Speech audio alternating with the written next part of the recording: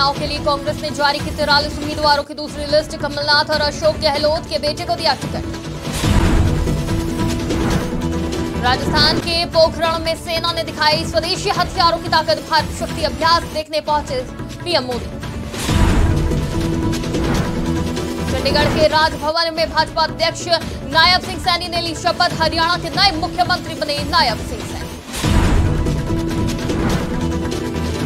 तेलंगाना के सिकंदराबाद में social media warriors meet. गृह मंत्री अमित शाह ने वॉरियर्स मीट को किया संबोधित। सीएए लागू होने को लेकर सीएम ममता बनर्जी का बयान। कहा, यह अधिकार छीनने का खेल है, आपको डिटेंशन कैंप में ले जाया जाएगा। नमस्कार, आज की खबर में आपका स्वागत है। मैं हूं आपके साथ शिखा मेहरोत्रा। शुरुआत करते हैं आज की बड़ी खबरों की। हरियाणा में भाजपा अध्यक्ष नायब सिंह सैनी ने चंडीगढ़ के राजभवन में प्रदेश के नए मुख्यमंत्री पद की शपथ ले ली है, जहां राज्यपाल बंडारू दत्तात्रेय ने उन्हें पद और गोपनीयता की शपथ दिलाई। इस दौरान नायब सैनी के साथ डिप्टी सीएम ने शपथ नहीं ली। नायब कैबिनेट में कंवरपाल गुर्जर, मूलचंद शर्मा, रणजीत सिंह, जयप्रकाश दलाल और डॉक्टर बनवारी लाल ने मंत्री पद की शपथ ली। हरियाणा के पूर्व मुख्यमंत्री मनोहर लाल खट्टर भी इस दौरान मौजूद रहे, जहां मनोहर लाल खट्टर ने कहा कि शपथ ग्रहण करने वालों की लिस्ट में अनिल विज का भी नाम था, लेकिन वो नाराज थे। जल्द ही उनकी नाराजगी दूर कर ली जाएगी। प्रधानमंत्री नरेंद्र मोदी ने गुजरात के अहमदाबाद से कई रेलवे परियोजनाओं का उद्घाटन और शिलान्यास किया।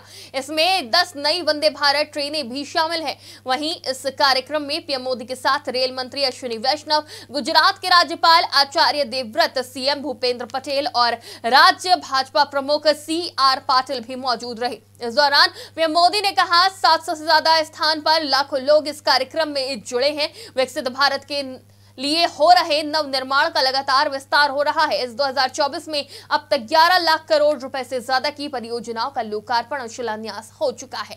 रेलवे के 85,000 करोड़ रुपए के प्रोजेक्ट का शिलान्यास और उद्घाटन किया गया है। वहां के सांसद के नेतृत्व में, वहां के मंत्री के नेतृत्व में लाखों लोग आज इस कार्यक्रम में जुड़े हैं। शायद रेलवे के इतिहास में एक साथ हिंदुस्तान के हर कोने में इतना बड़ा कार्यक्रम कभी नहीं हुआ होगा। 100 साल में पहली बार हुआ ये कार्यक्रम होगा। मैं रेलवे को भी इस भव्य आयोजन के लिए बहुत बहुत बधाई देता हूं। विकसित भारत के लिए हो रहे नव निर्माण का लगातार विस्तार हो रहा है। देश के कोने कोने में परियोजनाओं का लोकार्पण हो रहा है, नई योजनाएं शुरू हो रही है। अगर मैं साल 2024 की ही बात करूं, 2024 आने मुश्किल से अभी 75 दिन हुए हैं 2024 के। इन करीब करीब 75 दिन में 11 लाख करोड़ रुपए से ज्यादा की परियोजनाओं का लोकार्पण सुनाई। पीएम नरेंद्र मोदी राजस्थान दौरे पर पहुंचे। इस दौरान पीएम मोदी ने पोखरण में त्रिसेवा लाइव फायर और युद्ध अभ्यास के रूप में स्वदेशी रक्षा क्षमताओं के तालमेल से प्रदर्शित भारत शक्ति को देखा। वहीं इस मौके पर पीएम ने कार्यक्रम को संबोधित किया। प्रधानमंत्री नरेंद्र मोदी ने कहा, कल ही भारत ने MIRV तकनीक के साथ स्वदेशी रूप से विकसित अग्नि 5 मिसाइल का पहला सफल उड़ान परीक्षण किया। दुनिया में बहुत कम देश के पास ये उन्नत तकनीक है। ये रक्षा क्षेत्र में आत्मनिर्भर भारत की दिशा में एक बड़ा कदम है। सुनाई दे रही है। साथियों, कल ही भारत ने MIRV आधुनिक टेक्नोलॉजी से लैस लंबी दूरी की क्षमता वाली अग्नि 5 मिसाइल का परीक्षण। दुनिया के बहुत ही कम देशों के पास इस तरह की आधुनिक टेक्नोलॉजी है, इस तरह की आधुनिक क्षमता है। ये डिफेंस सेक्टर में आत्मनिर्भर भारत की एक और बड़ी उड़ान है। साथियों, विकसित भारत की कल्पना आत्मनिर्भर भारत के बिना संभव ही नहीं। भारत को विकसित होना है तो हमें दूसरों पर अपनी निर्भरता को कम करना ही होगा। और इसलिए आज भारत खाने के तेल से लेकर आधुनिक लड़ाकू विमान तक हर क्षेत्र में आत्मनिर्भरता पर बल दे रहा है, सुनाई दे रही है। साथियों, गृह मंत्री अमित शाह ने सिकंदराबाद में सोशल मीडिया वॉरियर्स मीट को संबोधित किया। सोशल मीडिया वॉरियर्स मीट को संबोधित करते हुए केंद्रीय गृह मंत्री अमित शाह ने कहा कि हमारे घोषणा पत्र के पहले पन्ने पर क्या था। हम अयोध्या में एक भव्य राम मंदिर बनाएंगे। 500 वर्षों से देश भर के श्रद्धालु चाहते थे कि अयोध्या में एक भव्य राम मंदिर और रामलला को पूरे सम्मान के साथ विराजमान हो। कांग्रेस पार्टी 70 साल तक राम मंदिर के मुद्दे को टलकाती रही, भटकाती रही, अटकाती रही। वोट बैंक के लालच में अपने राम मंदिर को प्राण प्रतिष्ठा का बहिष्कार किया। अध्यक्षता 2019 में हम मैनिफेस्टो रिलीज कर रहे थे, संकल्प पत्र घोषित कर रहे थे। उस वक्त पत्रकार पूछते थे पहला पेज तो ऐसा है जो कभी भी पूरा नहीं। मैं भी निरुत्तर था। पहले पेज में क्या था?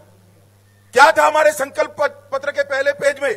पहले पेज में था अयोध्या में भव्य राम मंदिर हम बनाएंगे। 500 साल से पूरे देश के सभी श्रद्धालु चाहते थे कि अयोध्या में भव्य राम मंदिर हो और रामलला सम्मान के साथ अपने मंदिर के अंदर विराजमान हो। एक कांग्रेस पार्टी 70 साल तक राम मंदिर के मुद्दे को अटकाती रही, भटकाती रही, लटकाती रही। अरे आपने तो बनाया नहीं मंदिर, मोदी जी ने बनाया, प्राण प्रतिष्ठा थी, आपको निमंत्रण दिया, आप उपस्थित भी नहीं रहे। वोट बैंक की लालच। पश्चिम बंगाल के मुख्यमंत्री ममता बनर्जी का सीएए लागू होने को लेकर बयान सामने आया है, जहां ममता बनर्जी ने कहा कि केंद्र सरकार ने सीएए लागू किया। मुझे संदेह है कि इनके द्वारा लाया गया कानून वैध भी है या नहीं, इसे लेकर केंद्र सरकार की स्पष्टता नहीं है। 2019 में असम में एनआरसी के नाम पर 19 लाख में से 13 लाख बंगाली हिंदू को लिस्ट से हटा दिया गया था। कई लोगों ने आत्महत्या की थी। वहीं उन्होंने पूछा कि अगर वो लोग दरखास्त करेंगे तो क्या उन्हें नागरिकता मिलेगी, उनके बच्चों का भविष्य क्या होगा, उनकी संपत्ति का क्या होगा। इससे आपके सभी अधिकार छीन लिए जाएंगे, आपको अवैध घोषित कर दिया जाएगा। साथ ही उन्होंने कहा कि आपके पास कोई अधिकार नहीं बचेगा, ये अधिकार छीनने का खेल है, आपको डिटेंशन कैंप में ले जाया जाएगा। কাজে লাগবে যে কে রুলসটা কালকে কেন্দ্রীয় সরকার ঘোষণা করেছে আদৌ এটা বৈধ কিনা আমার সন্দেহ আছে। কোনো ক্ল্যারিটি নেই, টোটাল ভাওতা। ইলেকশনের আগে যুদ্ধ খেলা 19 সালেও করেছিল। 2019 সালে এনআরসির নামে আসামে 19 লক্ষ লোকের মধ্যে 13 লক্ষ বাঙালি হিন্দুকে বাদ দেওয়া হয়েছিল।